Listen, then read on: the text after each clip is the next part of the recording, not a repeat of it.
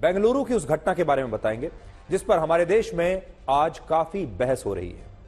आरोप है कि 17 मार्च को बेंगलुरु के एक इलाके में जब शाम के वक्त लाउड स्पीकर पर अजान हो रही थी, उस समय इसी इलाके में मोबाइल फोन की एक दुकान पर तेज आवाज में लाउड स्पीकर पर हनुमान चालीसा का पाठ चल रहा था, जिसके बाद कुछ लोगों का इस दुकानदार के साथ झगड़ा हो गया और इन लोगों ने अजान के समय लाउड स्पीकर पर हनुमान चालीसा सुनने के लिए इस दुकानदार के साथ मारपीट की।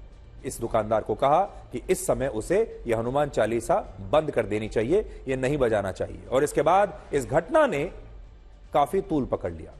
हालांकि पुलिस का कहना है कि इस घटना का हनुमान चालीसा से फिलहाल कोई संबंध नहीं है और पुलिस ने इस मामले में जो एफआईआर दर्ज की है उसके मुताबिक इस दुकानदार के साथ इन लोगों का यह झगड़ा लाउड म्यूजिक को लेकर हुआ, यानी इस बात पर हुआ क्योंकि यह दुकानदार तेज आवाज में संगीत बजा रहा था और पुलिस ने अपनी एफआईआर में कहीं भी हनुमान चालीसा का जिक्र नहीं किया है।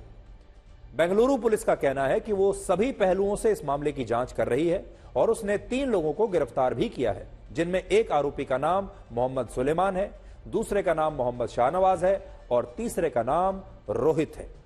इसके अलावा एफआईआर में 3 और आरोपियों का जिक्र है, जिनमें एक आरोपी अज्ञात है और बाकी 2 आरोपियों के नाम है दानिश और तरुण। बड़ी बात यह है कि पुलिस की अब तक की कार्रवाई में कहीं भी इस बात का कोई जिक्र नहीं कि इस दुकानदार के साथ इसलिए मारपीट हुई क्योंकि यह अजान के समय हनुमान चालीसा सुन रहा था। लेकिन हमारी टीम ने आज जब मुकेश कुमार नाम के इस दुकानदार से जाकर बात की तो उसने हमें यह बताया कि उसके साथ इन लोगों ने सिर्फ इसलिए मारपीट की थी क्योंकि वो अपनी दुकान में लाउड स्पीकर पर हनुमान जी के भजन और हनुमान चालीसा सुन रहा था और ये लोग उसे लाउड स्पीकर यानी अपना जो स्पीकर उसने लगाया हुआ था म्यूजिक सिस्टम उसे बंद करने के लिए कह रहे थे। Can you just take us through what exactly happened in whatever you can? You can't speak, is it? So, but then, were you playing Hanuman Chalisa yesterday? You were. Okay, but was it unprovoked? Did you say something and then did that escalate further? What happened? Nothing. And just, they told I'll hit you. Why you hit me? That's not my fault. Then they're crashing me. Okay. So, it was totally unprovoked. Was there any other business rivalry angle or something? Nothing. It was purely because you were playing Hanuman Chalisa.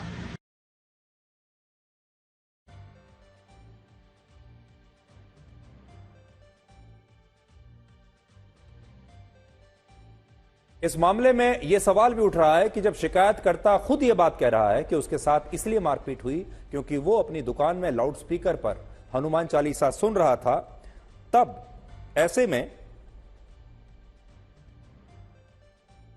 Police ने FIR में इस बात का जिक्र क्यों नहीं किया। और यह सवाल हमारा नहीं है बल्कि यह बात लोग इस शिकायतकर्ता का बयान सुनने के बाद बेंगलुरु की पुलिस से भी पूछ रहे हैं। यहां पर एक और बड़ी बात यह है कि भगवान हनुमान को लेकर जितना विवाद कर्नाटक में होता है उतना विवाद किसी और राज्य में नहीं होता, जबकि कर्नाटक को भगवान हनुमान की जन्मस्थली माना जाता है। उत्तरी कर्नाटक में हम्पी नाम का एक शहर और कस्बा है जहां अंजनाद्री नाम का एक पर्वत है और ऐसी मान्यता है कि भगवान हनुमान का जन्म इसी पर्वत पर हुआ था और यह पर्वत जिस हम्पी नाम के स्थान पर है वो पहले किष्किंधा राज्य का हिस्सा था और किष्किंधा राज्य का उल्लेख रामायण में भी मिलता है। रामायण में बताया गया है कि बाली के बाद सुग्रीव किष्किंधा राज्य के राजा बने और भगवान हनुमान उनके सहायक थे और वनवास के दौरान यहीं पर भगवान श्री राम की भेंट राजा सुग्रीव से हुई थी और इसी के बाद भगवान हनुमान ने खुद को भगवान श्री राम को समर्पित कर दिया था। लेकिन दुख की बात यह है कि इसी कर्नाटक राज्य में भगवान हनुमान पर सबसे ज्यादा विवाद होता है और आपको याद होगा पिछले साल जब कर्नाटक में विधानसभा के चुनाव हो रहे थे तब भी उन चुनावों में बजरंग बली पर बड़ी राजनीति हुई थी और बीजेपी ने बजरंग बली को एक बड़ा मुद्दा बना लिया था। लेकिन इसके बावजूद बीजेपी इस चुनाव में हार गई थी।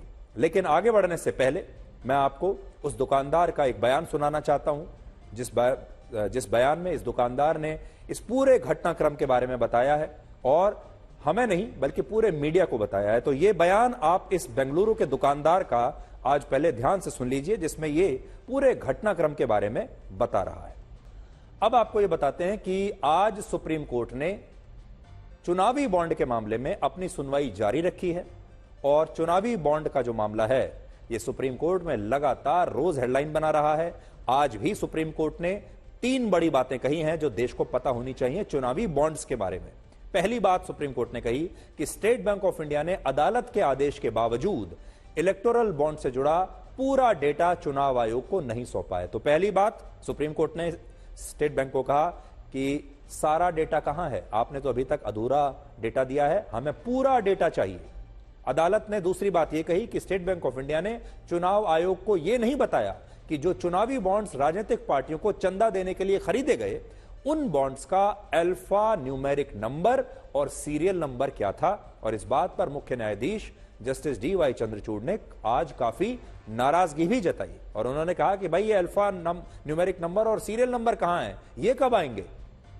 इसके अलावा सुप्रीम कोर्ट ने आज यह आदेश भी दिया है कि स्टेट बैंक ऑफ इंडिया को 21 मार्च तक यानी होली से पहले चुनाव आयोग को सभी इलेक्टोरल बॉन्ड्स का अल्फा न्यूमेरिक नंबर और सीरियल नंबर बताना पड़ेगा और इस डेटा को सार्वजनिक करने के बाद स्टेट बैंक ऑफ इंडिया को सुप्रीम कोर्ट में एक अलग हलफनामा भी दायर करके यह बताना पड़ेगा कि उसने इस मामले में किसी भी जानकारी को छुपाया नहीं है और उसके पास जितनी भी जानकारी थी वो जानकारी सारी पूरा डेटा उसने दे दिया है, अब अपने पास कुछ नहीं रखा। यह हलफनामे में चाहिए सुप्रीम कोर्ट को कि कहीं कोई बाद में यह ना कह दे कि हमने कुछ डेटा बचा कर रख लिया या हम दे नहीं पाए।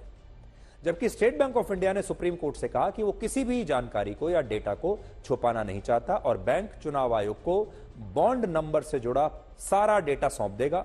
और यह इसलिए महत्वपूर्ण है क्योंकि बॉन्ड नंबर से यह पता चलेगा कि किस कंपनी और किस उद्योगपति ने किस पार्टी को चुनावी बॉन्ड्स के जरिए चंदा दिया है। देखिए अभी तक जो आपके पास डेटा आया है वो तो यही आया है कि किस पार्टी ने कितना चुनावी बॉन्ड किसे चंदा मिला है। अभी हमारे पास क्या डेटा है कि किस पार्टी को कितना चंदा मिला और हमारे पास यह डेटा है कि किस उद्योगपति या किस कंपनी ने कितने रुपए के चुनावी बॉन्ड्स खरीदे हैं।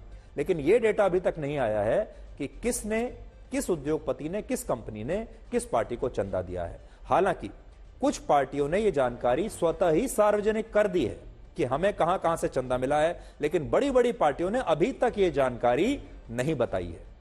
एक जानकारी यह भी है कि भारत में व्यापारियों से यानी ट्रेडर से जुड़ी 3 बड़ी संस्थाएं हैं, एसोचैम, फिक्की और सीआईआई यानी कॉन्फेडरेशन ऑफ इंडियन इंडस्ट्रीज।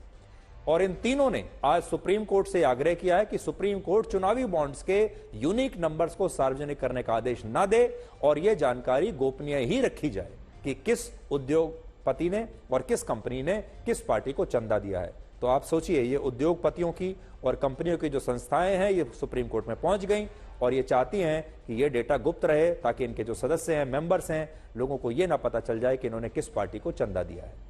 लेकिन सुप्रीम कोर्ट ने इन संस्थाओं से आज कहा कि हम आपकी ये मांग स्वीकार नहीं कर सकते। हालांकि इस सुनवाई के बीच चुनाव आयोग ने जानकारी दी कि कुछ राजनीतिक पार्टियों ने उन्हें चंदा देने वाली कंपनियों की जानकारी को सार्वजनिक किया है, लेकिन इनमें वो पार्टी नहीं है जो टॉप 5 की सूची में आती है। कुछ छोटी पार्टियों ने जरूर यह बता दिया है कि उन्हें कहां से मिला और इन पार्टियों के नाम जिन्होंने अभी तक डेटा नहीं बताया है उनमें सबसे ऊपर है बीजेपी, कांग्रेस, तृणमूल कांग्रेस, भारत राष्ट्र समिति और बीजू जनता दल। इन्होंने अपना डेटा नहीं बताया। इन 5 पार्टियों को चुनावी बॉन्ड्स के जरिए सबसे ज्यादा चंदा मिला है, लेकिन इन्होंने अभी तक चंदा देने वाली कंपनियों की जानकारी सार्वजनिक नहीं की है। अब देखिए दूसरी तरफ एआईएडीएमके, डीएमके, आम आदमी party, JDS, JDU, RJD, Samajwadi party, NCP और नेशनल कॉन्फ्रेंस जैसी पार्टियों ने चुनाव आयोग को इसकी पूरी जानकारी दे दी है कि उन्हें यह चंदा कहां से मिला, किस पार्टी ने दिया है, किस उद्योगपति ने दिया है या फिर किस कंपनी ने दिया है।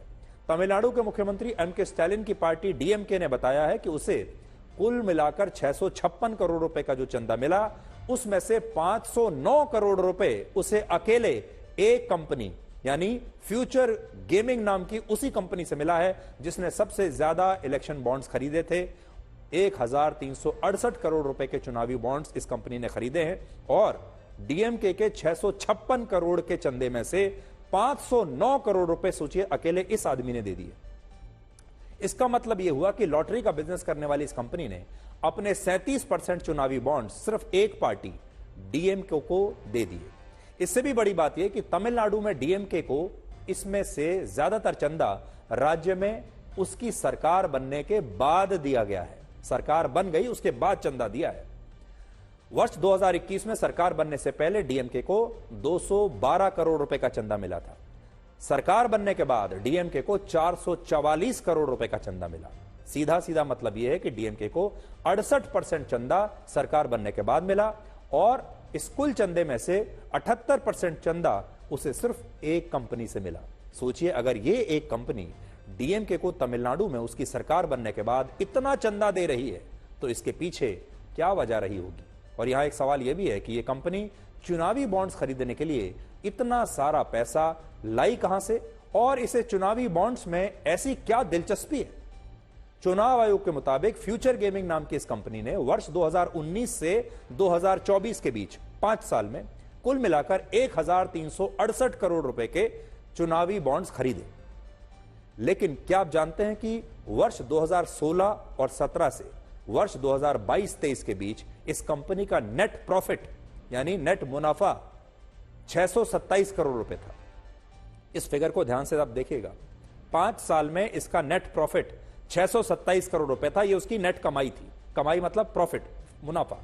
यानी जिस कंपनी का 6 वर्षों में कुल मुनाफा ही 627 करोड़ रुपए था, उस कंपनी ने राजनीतिक पार्टियों को चंदा देने के लिए 1368 करोड़ रुपए के चुनावी बॉन्ड्स खरीद लिए और अपने नेट प्रॉफिट से 218% ज्यादा का चंदा पार्टियों को दे दिया। और इनमें भी 509 करोड़ रुपए सिर्फ एक डीएमके पार्टी को दे दिए, जो कि इस कंपनी के नेट प्रॉफिट का 81% बनता है।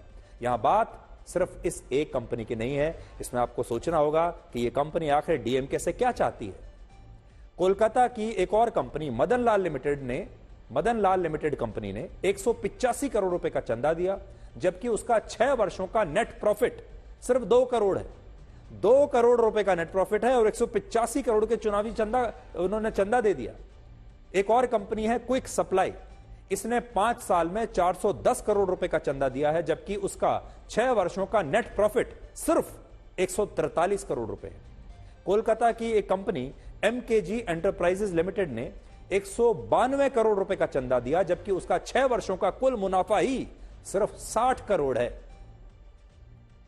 इसी तरह वेस्टर्न यूपी पावर कंपनी ने 220 करोड़ रुपए का चंदा दिया, जबकि उसका 6 वर्षों का नेट प्रॉफिट 144 करोड़ रुपए।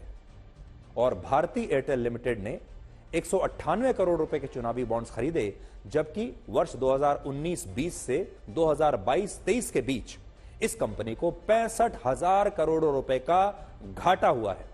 और भारतीय एयरटेल के अलावा और भी कई कंपनियां हैं जिन्होंने घाटे में होने के बावजूद राजनीतिक पार्टियों को चंदा देने के लिए खुलकर करोड़ों रुपए के चुनावी बॉन्ड्स खरीदे। और यह बात बड़ी अजीब लगती है, क्योंकि अर्थशास्त्र यह कहता है कि अगर कोई कंपनी घाटे में है तो वो चंदा देने के लिए पैसा ला ही नहीं सकती, उसे तो चंदा लेने की जरूरत है। वो चंदा देने के बारे में सोच कैसे सकती है? यानी आमदनी अठन्नी और चंदा रुपया, ये कैसे हो सकता है? और इन सारे मामलों में कहानी बिल्कुल उल्टी है। अब आप देखिए, जो बड़ी बड़ी कंपनियां हैं ये अपने कर्मचारियों को अचानक से नौकरी से निकाल देती हैं, क्योंकि ये कहती हैं हम घाटे में चल रहे हैं और हमें अपना स्टाफ कम करना है, हमें अपने खर्चे कम करने हैं। कर्मचारियों की तनख्वाहें नहीं बढ़ाते ये कहकर कि हम घाटे में चल रहे हैं, हमारे पास पैसा नहीं है। लेकिन चुनावी बॉन्ड खरीदने के लिए अचानक सबके पास पैसे आ जाते हैं। एक और बड़ी बात है कि कुछ कंपनियों ने राज्यों के हिसाब से भी पार्टियों को चंदा दिया है। यानी जिस पार्टी का जिस राज्य में काम पड़ रहा है, जिस सरकार से काम पड़ रहा है, उसे चंदा दे दिया।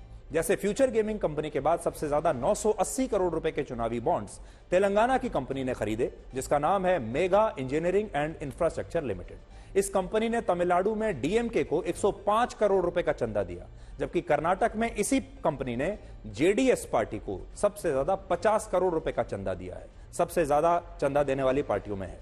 इसके अलावा डीएमके को 14 करोड़ रुपए का चंदा इंडिया सीमेंट्स नाम की कंपनी ने दिया, और ये आईपीएल की cricket team Chennai super Kings की पेरेंट कंपनी है। यानी चेन्नई सुपर किंग्स की मालिक है ये, जिस कंपनी ने चंदा दिया है। और चेन्नई सुपर किंग्स ने तमिलनाडु की ही एक और जयललिता की पार्टी एआईएडीएमके को सबसे ज्यादा चंदा दिया है।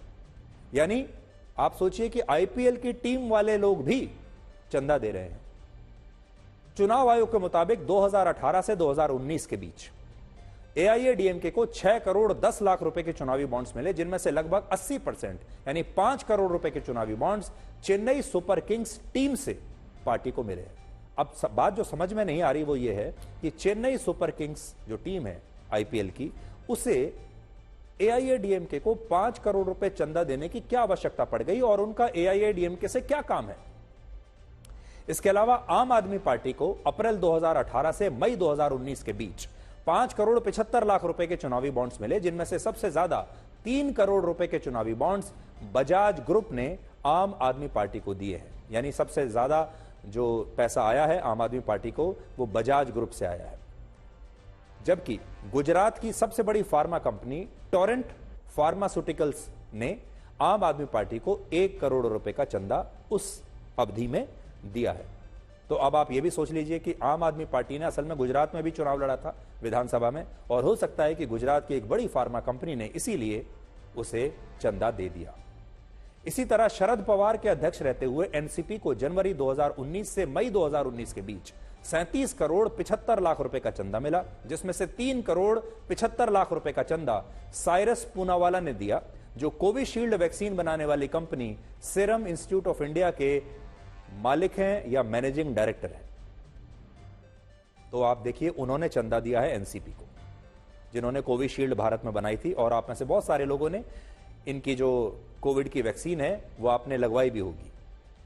जिसकी कोविड की वैक्सीन आपने लगवाई है वो एनसीपी को चंदे भी दे रहे हैं। जबकि एनसीपी को 4.5 करोड़ रुपए का चंदा अविनाश भोसले नामक एक उद्योगपति की कंपनी से मिला, जो यस बैंक और डीएचएफएल के लोन फ्रॉड मामले में आरोपी भी हैं, और इस समय वो जुडिशियल कस्टडी में है यानी जेल में है, और स्वास्थ्य कारणों से इस समय तो वो अस्पताल में है, लेकिन टेक्निकली वो अभी जेल में है। तो अविनाश भोसले जो कि आरोपी है 2 बहुत बड़े फाइनेंशियल फ्रॉड्स में, जो इस समय भी जेल में है, अविनाश भोसले ने एनसीपी को चंदा दिया है। किस लिए दिया होगा आप खुद सोचिए। और अविनाश भोसले जो हैं वो महाराष्ट्र के एक बड़े बिजनेसमैन माने जाते हैं, पुणे के एक बड़े बिजनेसमैन माने जाते हैं। उनका शरद पवार की पार्टी को चंदा देने का मतलब क्या है आप जानते हैं। ममता बनर्जी की पार्टी टीएमसी और नीतीश कुमार की पार्टी जेडीयू ने कहा कि उन्होंने वर्ष 2019 में जो चुनावी बॉन्ड्स एनकैश कराए थे वो बॉन्ड्स उन्हें पता ही नहीं है कि कहां से आए। देखिए इनका बहाना देखिए, ये कहते हैं कि ये बॉन्ड्स कोई अज्ञात व्यक्ति लिफाफे में रखकर उनके दफ्तर के बाहर रखकर चला गया, तो इन्हें पता ही नहीं है। 16 जुलाई 2018 से 22 मई 2019 के बीच टीएमसी को 75 करोड़ रुपए के चुनावी बॉन्ड्स मिले, लेकिन टीएमसी का कहना है कि कुछ अज्ञात लोग ये चुनावी बॉन्ड्स पार्टी के ड्रॉप बॉक्स में डालकर चले गए। जेडीयू ने भी चुनाव आयोग को यही बताया कि 3 अप्रैल 2019 को एक अज्ञात व्यक्ति पटना के जेडीयू के दफ्तर में आया और एक लिफाफा छोड़कर चला गया। इस लिफाफे में 10 करोड़ रुपए के चुनावी बॉन्ड्स थे, और बाद में जेडीयू ने इन बॉन्ड्स को एनकैश करा लिया। ये सारी कहानियां सुनने के बाद आप भी सोचते होंगे कि आपके जीवन में, काश आपके जीवन में भी ऐसा कुछ हो कि कोई व्यक्ति आए और लिफाफे में करोड़ों रुपए आपके घर के दरवाजे पर छोड़कर चला जाए और आप उस पैसे को रख लें। आपके साथ लेकिन ऐसा कभी नहीं होगा। लेकिन ये पार्टियां कहती हैं कि लोग आते हैं, लिफाफे में करोड़ों रुपए के चुनावी बॉन्ड्स इनके दरवाजे पर रखकर चले जाते हैं और ये वो पैसा ले लेते हैं, जानने की भी कोशिश नहीं करते कि कौन आया। तो आपको ये बताएंगे कि कैसे अगले महीने होने वाला लोकसभा चुनाव पिछले 7 दशकों में सबसे लंबा और आज तक का सबसे गर्म चुनाव होने वाला है। आप भी तैयार हो जाइए। इस बार का चुनाव मई और जून के महीने तक चलेगा, जो हमारे देश में सबसे गर्म और मुश्किल समय माना जाता है। मई और जून के महीने में हमारे यहां उत्तर भारत में तो जबरदस्त लू चलती है, जबरदस्त गर्मी पड़ती है, और ऐसे समय में यह चुनाव पूरे 44 दिन तक चलेगा।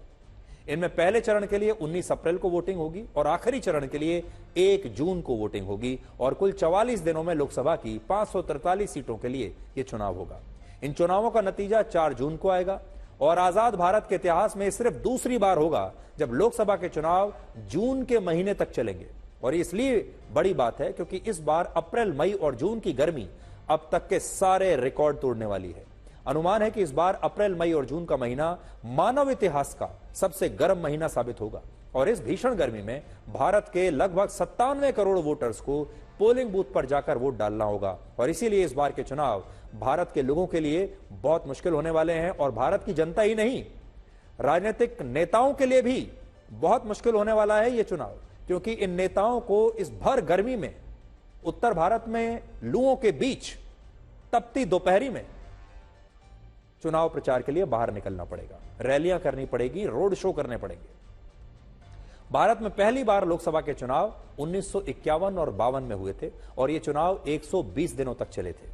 यह अकेला चुनाव है जो इस बार होने वाले चुनावों से लंबा था और क्योंकि यह चुनाव लंबे समय तक चले, इसलिए उस समय चुनाव आयोग ने चुनाव कराने के लिए अक्टूबर से फरवरी के महीने को चुना था। यानी यह चुनाव अक्टूबर से फरवरी तक चले, जब मौसम ठंडा होता है, सुहाना होता है। इसके बाद 1957 में लोकसभा के चुनाव फरवरी और मार्च के महीने में हुए। ये चुनाव सिर्फ 20 दिन में समाप्त हो गए थे, लेकिन इस समय भी चुनाव छोटा था और मौसम अच्छा था। इसके बाद 1998 तक हमारे देश में जितने भी लोकसभा चुनाव हुए वो सारे चुनाव 20 या उससे कम दिनों में कराए गए, लेकिन इसके बाद 2014 के लोकसभा चुनाव 36 दिनों में हुए, 2019 के चुनाव 39 दिनों में और अब ये चुनाव 44 दिनों में होंगे। और ये महत्वपूर्ण इसलिए है क्योंकि इसे आप 1991 के लोकसभा चुनाव के उदाहरण से समझिए। भारत में आखिरी बार 1991 में पूर्व प्रधानमंत्री राजीव गांधी की हत्या की वजह से लोकसभा के चुनाव मई और जून के महीने में कराए गए थे और उस समय मई और जून में भीषण गर्मी के कारण वोटिंग परसेंटेज 6% तक कम हो गया था। 1989 में जब नवंबर के महीने में लोकसभा के चुनाव हुए तब देश में 61% वोटिंग हुई, लेकिन 1991 में जब मई और जून के महीने में चुनाव हुए तो यही वोटिंग परसेंटेज घटकर 56% रह गया। इससे आप समझ सकते हैं कि गर्मियों का चुनाव पर गहरा असर होता है मौसम का, और जब चुनाव लंबे समय तक चलते हैं तो ऐसे चुनाव लोगों के लिए भी चुनौती बन जाते हैं। ऐसे चुनाव में लोगों की दिलचस्पी कम हो जाती है और लोग इससे एक थकावट हो जाती है। तो इस बार थकावट तो होगी, साथ में गर्मी भी जबरदस्त है। हालांकि अब बड़ा सवाल यह है कि इतने लंबे और गर्म चुनावों का समाधान क्या है। इसका समाधान ऑनलाइन वोटिंग है, यानी ऐसी वोटिंग जिसके लिए आपको किसी पोलिंग बूथ तक जाना न पड़े, बल्कि आप अपने मोबाइल फोन पर ही या अपने लैपटॉप पर ही लोकसभा चुनावों के लिए अपना वोट डाल पाएंगे। कनाडा, आर्मेनिया, एस्टोनिया, स्विट्जरलैंड और रशिया के राष्ट्रपति और आम चुनावों में ऑनलाइन वोटिंग की प्रक्रिया लागू हो चुकी है, लेकिन भारत में अभी ऐसा नहीं हुआ। भविष्य में भारत इस प्रक्रिया को अपना सकता है। हालांकि बहुत सारे लोग यह भी कहेंगे कि क्या ऑनलाइन वोटिंग सेफ है, इससे निष्पक्ष चुनाव हो सकते हैं, कहीं हैक तो नहीं हो जाएंगे? तो इसका जवाब है हां, बिल्कुल सेफ है, सुरक्षित है। आप देखिए, आपके जीवन में आज सब कुछ ऑनलाइन पहले ही हो चुका है। आप जो पैसे का लेन देन करते हैं वो भी ऑनलाइन करते हैं। सारे दस्तावेज, आपके पासपोर्ट, वोटर आईडी कार्ड, आपकी पेमेंट, सब कुछ ऑनलाइन इस समय चल रहा है। आपका सारा काम इस समय ऑनलाइन है, आपका सारा डेटा ऑनलाइन है। अगर वो सब सुरक्षित है, जो आप पेमेंट कर रहे हैं, अपने बिल भर रहे हैं, बिजली पानी का बिल भर रहे हैं, क्रेडिट कार्ड का बिल भर रहे हैं, सब कुछ तो ऑनलाइन है। अगर वो सुरक्षित है तो फिर आपका वोट सुरक्षित क्यों नहीं हो सकता? इसलिए आज हम आपसे ये कहना चाहते हैं और सरकार से भी कि हो सकता है अगला नहीं तो उससे अगले चुनाव को ऑनलाइन प्रक्रिया से कराने पर हमें विचार करना चाहिए, क्योंकि अब हमें ईवीएम से आगे बढ़ना चाहिए। और इसमें बड़ी बात यह है कि देश की जनता को, हमारे देश में आने वाले समय में 100 करोड़ से ज्यादा वोटर हो जाएंगे। अब आप सोचिए, 100 करोड़ वोटर्स को आप एक नहीं कई बार, एक बार लोकसभा के लिए, एक बार विधानसभा के लिए, एक बार पंचायती चुनाव के लिए, लोकल चुनाव के लिए, कई बार आप उन्हें लाइन में खड़ा करेंगे। इस पर पैसा कितना खर्च होता है? हजारों करोड़ रुपए इस पर खर्च होता है, लोगों को परेशानी होती है। उससे अच्छा यह रहेगा कि आप एक दिन मुकर्रर कर दीजिए और उस दिन हर किसी को ऑनलाइन वोटिंग का विकल्प दीजिए। हम यह भी कर सकते हैं कि लोगों को विकल्प दिया जाए कि आप ऑनलाइन वोटिंग करना चाहते हैं या ऑफलाइन करना चाहते हैं, बूथ पर जाकर। जिसे ऑनलाइन करनी है उसे एक लिंक भेज दिया जाए, वो ऑनलाइन वोटिंग करेगा, और जिसे ऑनलाइन नहीं करनी, जैसे बहुत सारे लोग अभी भी कनेक्टेड नहीं होंगे इंटरनेट से, वो जाकर बूथ पर वोट डाल सकते हैं। तो ये भविष्य में हम ऑनलाइन वोटिंग के बारे में, ऑनलाइन चुनाव के बारे में हमारे चुनाव आयोग को जरूर सोचना चाहिए, और बहुत सारे देश तो ऐसा कर भी रहे हैं। जैसे अभी रशिया में चुनाव हुए हैं और आज ही व्लादिमीर पुतिन जो है 87% वोटों के साथ जीत भी गए हैं। रशिया में अगर आप देखें तो रशिया का चुनाव ऐसा है जिसके बारे में सबको पहले से पता था क्या नतीजा है, और व्लादिमीर पुतिन एक बार फिर से राष्ट्रपति, उन्होंने चुनाव जीत लिया है। 5वीं बार वो राष्ट्रपति बनेंगे रशिया का। लेकिन रशिया में हुआ यह चुनाव एक ऐसा चुनाव था जिसका नतीजा पहले से ही सबको पता था, और जब 3 दिन तक चले मतदान के बाद परिणाम आया तो यह बिल्कुल एक तरफा परिणाम था। इस चुनाव में पुतिन को 87% वोट मिले हैं और रशिया में किसी भी नेता की आज तक की यह सबसे बड़ी जीत है। सारे रिकॉर्ड उन्होंने तोड़ दिए हैं राष्ट्रपति पुतिन ने। और जो बाकी के 3 उम्मीदवार थे वो भी कहा जाता है कि राष्ट्रपति पुतिन के ही उतारे गए उम्मीदवार थे, और 87% वोटों के साथ उन्होंने स्टालिन का रिकॉर्ड भी तोड़ दिया है, और वो सबसे लंबे समय तक रशिया के राष्ट्रपति बनने वाले व्यक्ति अभी बन गए हैं। और आने वाले समय में देखिए कि आपको क्या देखने को मिलेगा।